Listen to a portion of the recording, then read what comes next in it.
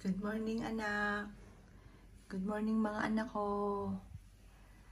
Papunta pa lang ako dito. Kilabot na ako. Pero ang lagi nangingilabot sa akin yung sa ulo ko. Tapos ngayon pati sa braso. Yan. Good morning, anak. Ito po ay kulay pula yung aking nabili kasi hindi ganun kagandahan yung puting rosas na favorite nga daw po ng anak ko, puting rosas. Yan. Kasi nung nabubuhay siya, akala ko sunflower. Puting rosas ang kanyang favorite. Kasi dati, panay si sunflower po siya. Yan. Good morning, mga anak. Tapos, ayan, hindi po ako nagpapawala ng candle. Pero sa side ko nilalagay, hindi doon sa kahoy. Yan, para kahit natutulog kami, hindi delikado mga bossing. Yan, hello anak, good morning. Good morning anak ko. 2 months pa lang po siyang nawawala mga bossing. Yan, pinipilit kong maging masaya.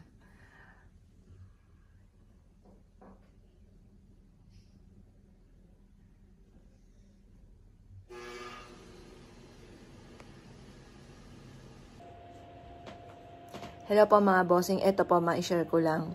Etong una kong video, nung pinuntahan ko po yung anak ko. Pero bago ko pumunta doon sa kwarto ng anak ko, sa bahay ng anak ko, dito pa lang po, naisip ko po siya bigla, tas kinilabutan po ako, yung ulo ko parang nagtataasan yung balahibo, yung mga buhok. Pagtapos ganoon din po sa braso ko. Pero hindi ako nakibo. Nagmamadali akong pumunta po doon. Pagkatapos po noon, pakinggan nyo pong mabuti yung sabi ko, pinipilit kong maging masaya, ganon. Tapos biglang may kumatok mga bossing. Kaya ang ginawa ko, in-stop ko kagad yung video. Sabay tumunog naman yung tangkay ng tubig po namin na napakaingay. Tapos punta na po ako dito. Kumatok po siya yung sinabi kong pinipilit kong maging masaya. Pagkatapos, dito naman po, dinakain na po kami. Nagluto na ako ng umagahan. Ano naman po, yung nanay ko kasi nasa lang dito sa Waki. Dito yung, di ba binidyo ko po yun, yung may Waki po kami.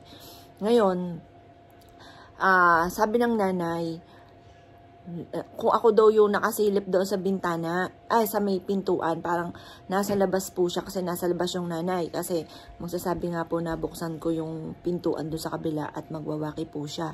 Ngayon, sabi ng nanay, nasa labas ka ba kanina? Kasi may nakita akong babae na nakasilip sa pinto. Kulot daw po ang buhok. Ako po kasi si Jovelyn mga bossing ko, mahilig po siya na magkulot ng buhok. Yan. Ayun po, sabi namin, ay hindi inay, at kami nagkukwentuhan nga dito. Hindi ako lumabas at hindi rin ako nakasilip sa pinto. Ayun, sabi ni inay, sino yung babaeng nakita ko na parang nakatingin sa amin, nasa labas po siya ng pintuan. Kulot daw po ang buhok. Tapos, mahaba daw po. Tapos, parang lampas balikat. Tapos, nakatingin siya sa amin habang kami ay kumakain.